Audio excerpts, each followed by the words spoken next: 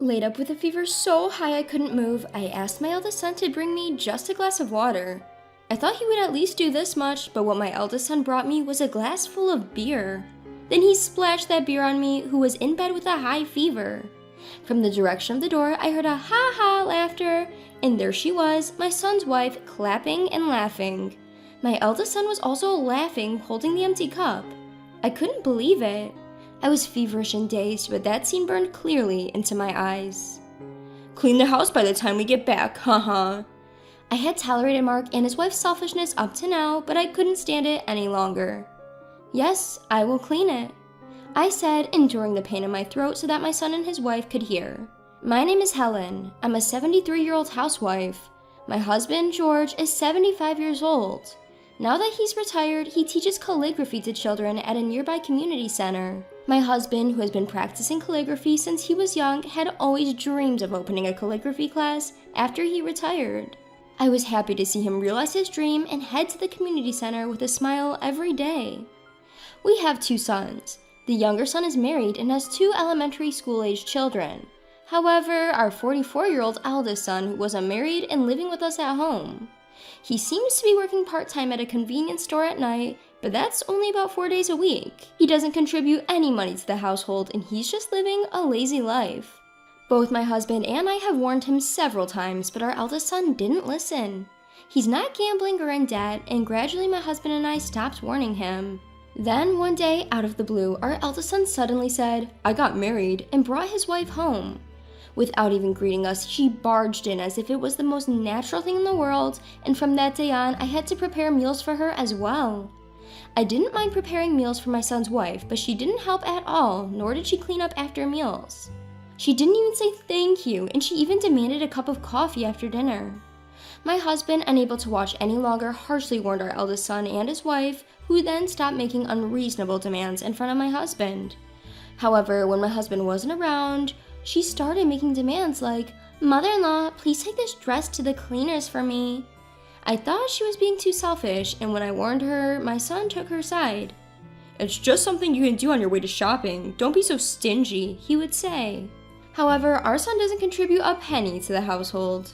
Even though we're feeding him and his wife for free, I thought it was unreasonable for them to demand more, and I was considering whether or not to talk to my husband about it.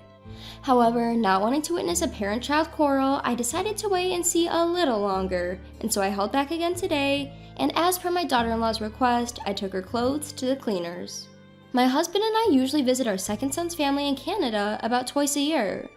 We were planning to visit again during the upcoming week-long federal holiday. Since we visit frequently, and they also occasionally come to visit us, our grandchildren have become very fond of us. We have already bought the toys that our grandchildren love as gifts, and we're planning to buy a roll cake as a souvenir on the way.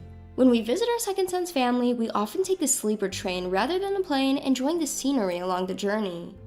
While the view from the plane is great, now that we have more leisure time, taking the train suits us better. The day before our visit, feeling unusually excited, I went shopping after seeing my husband off to his regular calligraphy class. On my way back from shopping, I stopped by a cake shop where they were selling handmade cookies. I figured the cookies would last longer than the cake, so I bought some for the grandchildren. As I made my way home, picturing the delighted faces of the grandchildren, it began to drizzle. I hurried home, but the rain gradually became heavier. I decided to stop by a nearby convenience store to buy an umbrella, but by the time I arrived, my clothes were soaked. I considered waiting out the rain at the convenience store, but not knowing when it would stop and wanting to warm up my chilled body in a hot bath, I bought an umbrella and hurried home. When I got home and was about to take a bath, my eldest son's wife came in and said, "Helen, are you about to take a bath? I have to go out now. Let me use the bath first." "Helen, please start preparing dinner early." And she closed the bathroom door. Even though it's not her house, I changed clothes and started preparing dinner, trying to ignore her. While preparing dinner, I started sneezing. It would be bad if I caught a cold right before our departure tomorrow, but my eldest son's wife, who had long been in the bath, did not come out for over an hour. The next morning, the day we were supposed to visit our second son's family, I woke up feeling sluggish. My throat hurt and my nose was running. When I checked my temperature, it was 100 degrees Fahrenheit. It seemed that I had indeed caught a cold in yesterday's rain. I told George to go alone this time because I didn't want to pass my cold on to the grandchildren. George suggested that we cancel the visit, but we already had the sleeper train tickets. We also had the toys we bought as gifts for the grandchildren, so I wanted George to visit our second son's family, even if it was just him. I gave him the cookies I bought at the cake shop the day before. Despite George's concern, I reassured him that it was just a slight fever and a minor cold, and that I would be okay after taking some medicine and resting at home. George usually doesn't talk much to our eldest son and his wife, but that day he told them I was feeling under the weather and made them promise to take care of the housework. After seeing off George with a smile, I was about to go back to bed when I heard my eldest son and his wife talking. Ugh, such a hassle. It's just a cold, right? But now that Dad's gone, we can be free for a while. I couldn't believe this was coming from the people who were living in our house without contributing to the expenses, but it was the usual for them. You do realize the only reason you're able to live here is thanks to your father, right? When I pointed this out, my eldest son Mark and his wife seemed to take offense, retorting, "We're doing you a favor by living with you in your old age." And that's right, normally everyone would hate to live with their in-laws, the daughter-in-law added. It's ironic, as they're the ones who moved in with us without being asked, yet they act as though they're doing us a huge favor. Despite feeling sluggish and wanting to rest early, I ignored their remarks and returned to my room. That evening, my daughter-in-law came into my room and woke me up. "Mother-in-law, you're not planning on skipping cooking just because you're feeling a little sick, are you? You know I can't cook, right?" Telling your mother-in-law to cook because you can't isn't something a 35-year-old woman should say. I'm feeling sick and I want them to figure out their meals by themselves. Even my husband should have warned them before leaving in the morning. I tried to ignore them and go back to sleep, but my daughter-in-law won't leave the room. I thought it would be better to eat something light and take medicine, so I forced myself to get up and head to the kitchen to prepare some food. As I was preparing the meal, Mark came home. Despite seeing me in the kitchen wearing a mask, he didn't utter a word, as if it was the most normal thing in the world. Not only that, but he also demanded, "Hey, the bath isn't ready yet." It doesn't matter to Mark and his wife whether I'm sick or not. Knowing they wouldn't listen anyway and wanting to rest as soon as possible, I finished preparing the meal and went to prepare the bath. When I returned to the living room, Mark and his wife were having a lively conversation while eating. "We're going on a trip abroad the day after tomorrow, so please don't spread your cold to us." Surprised by their sudden mention of a trip abroad, I ate a light meal in the dining room, away from the warm living room, as my daughter-in-law suggested. In the living room, the couple was excited about their upcoming trip abroad. Mark is taking time off his part-time job, and they're going on a 3-week trip to Europe. I hadn't heard anything about them going on a trip abroad, but I was grateful that they wouldn't be home starting from the day after tomorrow. On the morning of the day Mark and his wife were about to leave for their trip, my cold had worsened to the point where I couldn't get out of bed. When I measured my temperature with the thermometer, I had nearly a 103-degree Fahrenheit fever. I was thirsty, but my headache was so severe that I couldn't even lift my head. In this state, Mark came to me. "Hey, cook us some food. You can still cook even if you have a cold." Tears welled up in my eyes at the sight of my son telling his sick mother to cook. "Eat out," I managed to say. At my words, Mark frowned, but said nothing and started to leave the room. Before he left the room, I asked him to bring me a glass of water. I thought he would at least do that much for me, so I waited, but what Mark brought me was a glass full of beer. And he splashed that beer all over me, who was bedridden with a high fever. From the direction of the door, a loud laughter echoed. When I turned to look, it was my eldest son's wife, clapping her hands in amusement. In front of me, my eldest son Mark was also laughing, holding an empty cup. It was unbelievable. Although I was dazed with fever, that sight was burned clearly into my memory. "Make sure you clean the house before we get back, haha," I had tolerated Mark and his wife's selfishness up to now, but I couldn't stand it any longer. "Yes, I'll keep it clean." I mustered the strength to say loud enough for them to hear, despite the pain in my throat. After that, Mark and his wife cheerfully left the house. I didn't even have the energy to wipe the beer-soaked mess from my face, and I fell asleep as I was. When I woke up, I felt somewhat refreshed. With a groggy head, I remember being splashed with beer by Mark, but surprisingly, I didn't feel sticky at all. The covers of my beds were also changed. Just as I was questioning what happened, my husband George came in with a basin.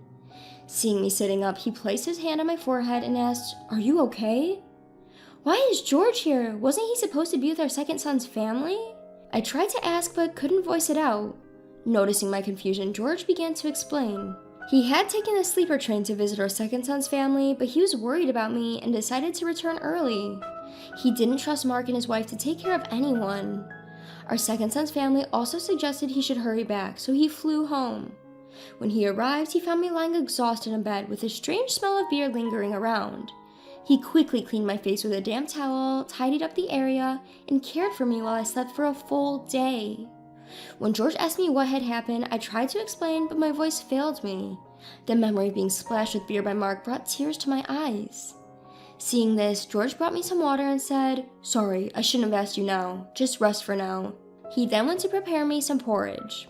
It turned out he had prepared the porridge so it would be ready whenever I woke up.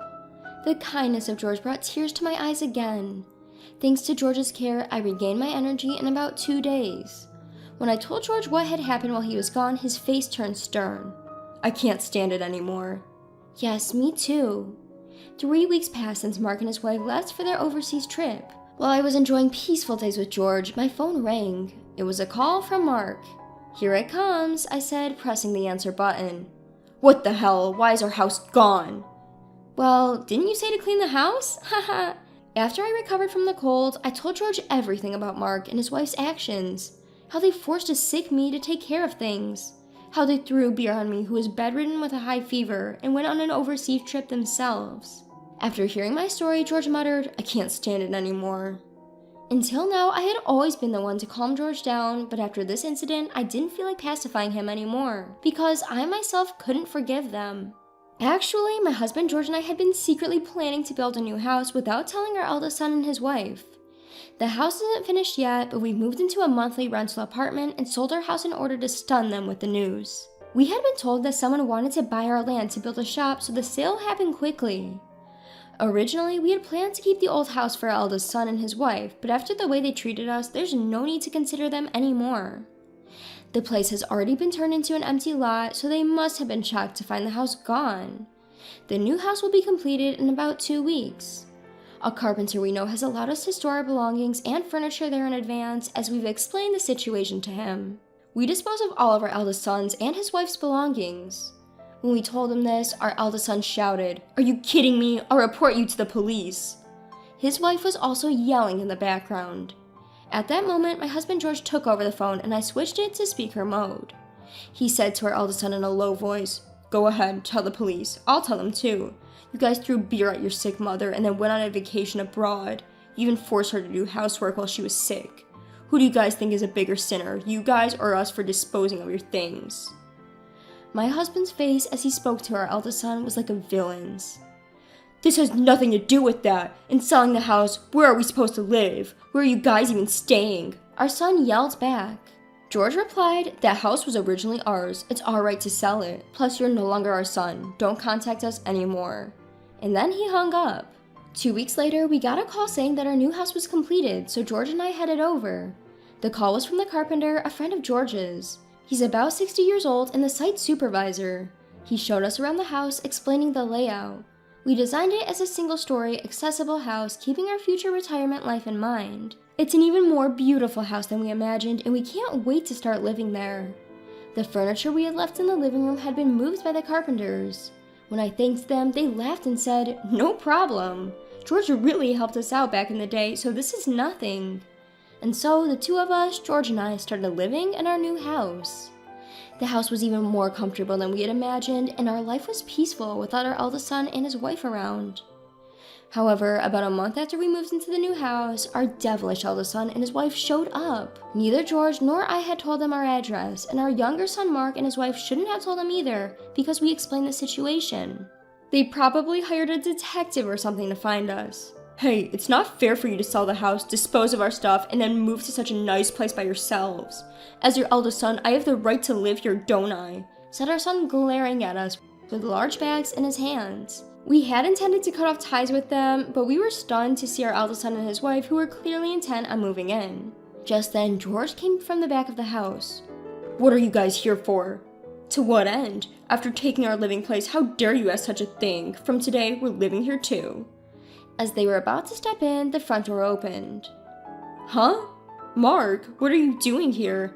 Here to cause trouble again? Come on, you're old enough to stand on your own 2 feet. Stephen said with a look of disbelief on his face. Beside him were his wife with their 2 grandchildren. They were visiting because the new house had just been finished. After relaxing at home for a while, Steven's family had gone to a nearby convenience store. Who is that? Are they bad people? The 5th grader, Sophia, said it so innocently. The husband who had just been about to drive Mark and his wife away suddenly had an idea. While Steven's family is staying for a week, you two should also stay here. I won't allow you to squat here indefinitely, though. With that, he welcomed everyone at the entrance into the house.